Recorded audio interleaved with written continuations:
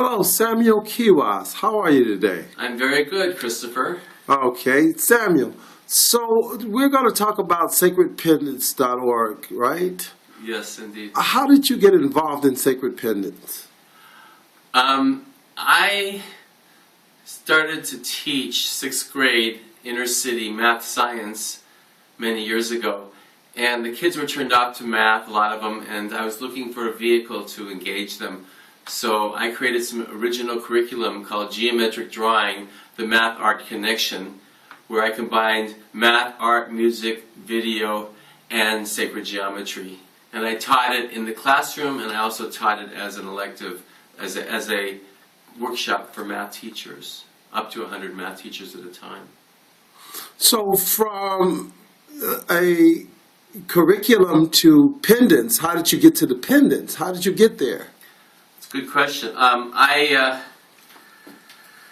After teaching sacred geometry workshops for about 12 years, I acquired this beautiful piece. It's a stained glass window sacred geometry, and I have it in my office window at home.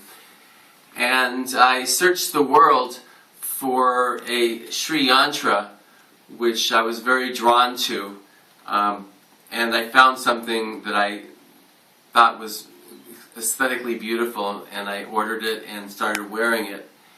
And strangers were stopping me in the street and asking, where can I get this? And so a light went on in my head, and I thought, okay, there seems to be a demand for these, and I have an alignment with this teaching and these symbols. And so I started with the Sri Yantra and Flower of Life, and it's grown to about 30 different patterns, 5 different gemstones, and 3 different sizes, small, medium, and large. The gemstones are black tourmaline, turquoise, lapis lazuli, red coral, and malachite, and they all have their own separate healing properties.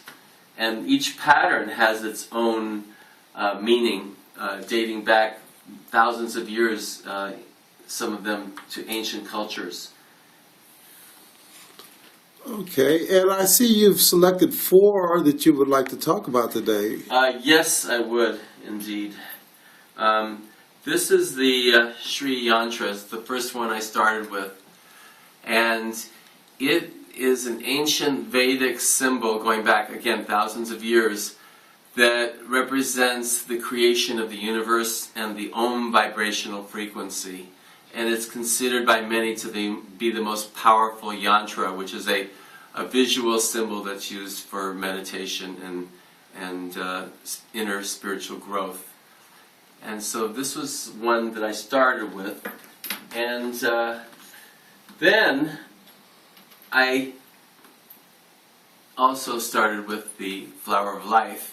And this has a very special significance because after teaching geometric drawing and sacred geometry for 10 years and reading maybe 20, 25 books and doing a lot of research, information I got from the outside, all of a sudden, after 10 years, the information bubbled up inside of me, what I was doing, that sacred geometry was teaching about the oneness of creation through geometry.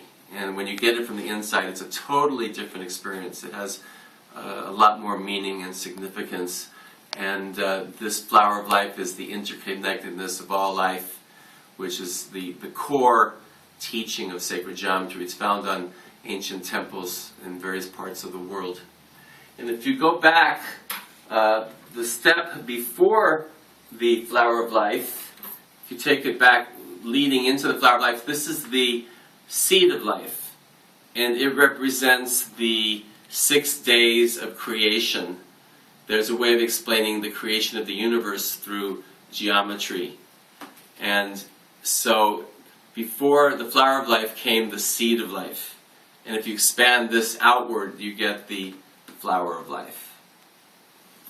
And then the last symbol, I just want to mention a few here, that I have here is the Sahasrara. And this represents the crown chakra, top of the head, the 7th chakra. And it's the lotus flower unfolding as we reach the opening of the crown center, or it's the enlightenment experience. So a lot of people are really attracted to this. It's also very beautiful. And I've had a lot of fun. You know, it's been over 3 years, and we started with these 2 symbols, and it's grown to 30 symbols. And people seem to respond, and I'm selling them all over the country and internationally. And it's in alignment with what I'm about, which is helping people to grow to their next level of development. And I provide products that help people have a vibrational experience, a higher, deeper connection to their inner being, to help them feel more integrated and connected and grounded during these times of massive transformation. And so it's wonderful that these symbols are available, and people are drawn to them, they're called to them. We do these expos, and people come by and they hone in to exactly what, it's like black fire on white fire, and they just know they have to have that symbol. And it's exciting watching the whole process and being part of it.